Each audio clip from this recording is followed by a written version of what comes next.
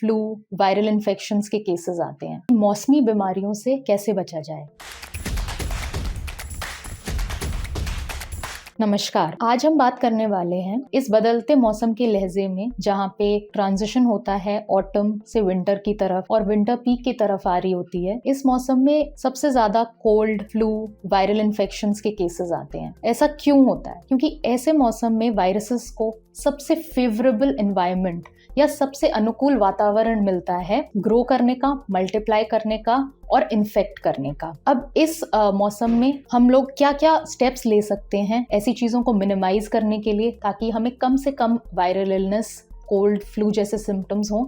हम इसके बारे में बात करने। इसमें हम अपना बचाव कैसे कर सकते हैं? नंबर 1, अपनी इम्यूनिटी को बिल्ड करके और उसे मेंटेन करके। अपनी इम्यूनिटी को हम कैसे बनाएं और बरकरार रखें, इसके लिए कुछ सिंपल चीज़ें करनी होती हैं, जैसे कि अच्छे से हाइड्रेटेड रहें, मतलब पानी खूब पिएं, एटलीस्ट 2 लीटर पानी दिन में रोज पिएं। विटामिन सी अपनी बॉडी में अच्छा जाना चाहिए। विटामिन सी के सोर्सेज नींबू, संतरे, आंवला होते हैं। इसका उपयोग अच्छे से करें इस सीजन में। स्ट्रेस और टेंशन कम से कम रखें। 7 से 8 घंटे की अच्छी नींद लें और खाने पीने में अपना ध्यान रखें कि अच्छा न्यूट्रिशियस खाना खाएं, जैसे कि ग्रीन वेजिटेबल्स, हरी सब्जियां, फ्रूट्स, अंडे, अगर आप नॉनवेज खाते हैं तो चिकन, फिश आदि। Number 2, avoid close contact. इसका मतलब ये है कि अगर किसी पर्सन को वायरल के सिम्टम्स हैं, जैसे कि उसे बहुत ज़्यादा छींक आ रही है या उसे कोल्ड हो रहा है या उसे बुखार हो रहा है, खांसी हो रही है, तो ऐसे लोगों से एक सेफ डिस्टेंस बनाए रखें, क्योंकि infection, viral infection respiratory droplet से होता है। जब आप छींकते हैं, खांसते हैं, तो उसमें जो कीटाणु आते हैं उसी से दूसरे पर्सन में जाके वो इन्फेक्शन करता है।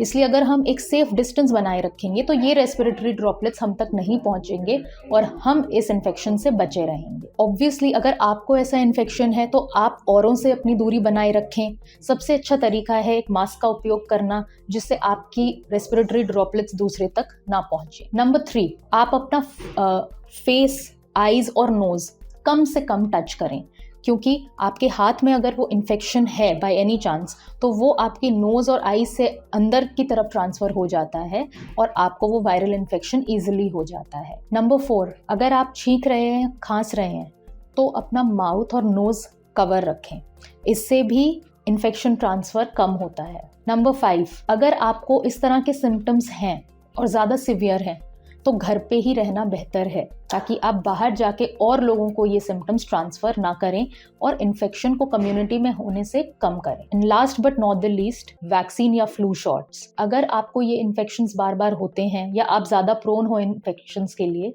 तो आप इन्फ्लुएंजा का वैक्सीन यूज़ कर सकते हैं। ये किसी भी हॉस्पिटल या किसी भी अच्छे क्लिनिक में आपको मिल जाएगा। ये साल में एक बार लगाना होता है और ये आपको आगे इन्फ्लुएंजा या फ्लू के इन्फेक्शन से बचाता है। धन्यवाद। आखिर में, अगर आप सब कुछ करते हैं जो भी हमने आपको स्टेप्स बताए और फिर भी आपको लगता है कि आपको रिपीटेडली इस तरह के फ्लू लाइक सिम्टम्स होते हैं, बार बार वायरल फीवर होता है, बार बार कोल्ड कॉफ होता है और आप इससे बहुत ज़्यादा परेशान हैं, बहुत ज़्यादा ग्रसित रहते हैं, तो डेफिनेटली अपने लोकल फिजिशियन को दिखाएं और अपना एक फुल बॉडी हेल्थ चेकअप या एक वर्कअप कराइए, जिसमें इसका कोई और कॉज तो नहीं है, ये हम ढूंढ सकें। इन केस ऐसा कुछ है, जैसे कि अगर आप में आयरन डेफिशिएंसी, अनीमिया है, दैट मीन्स अगर आपका हीमोग्लोबिन कम है, आपकी बॉडी में कम आयरन है या कम विटामिन B12 है, तो इसके कारण आपको जल्दी इस तरह के इन्फेक्शंस हो सकते हैं, तो हमें वो ट्रीट करना पड़ सकता है। हो सकता है आपकी बॉडी में विटामिन D की कमी हो, कैल्शियम की कमी हो, तो उसकी पूर्ति हमें करनी पड़ेगी। हो सकता है आपकी बॉडी में मिनरल्स की कमी हो, तो उसमें हमें जिंक, सेलेनियम आदि इत्यादि तरह के मिनरल्स आपको देने पड़ेंगे। तो अगर ऐसा आपको लगता है तो आप डेफिनेटली अपने फिजिशियन से कंसल्ट करें और अपनी परेशानियों का दी एंड करें। Thank you.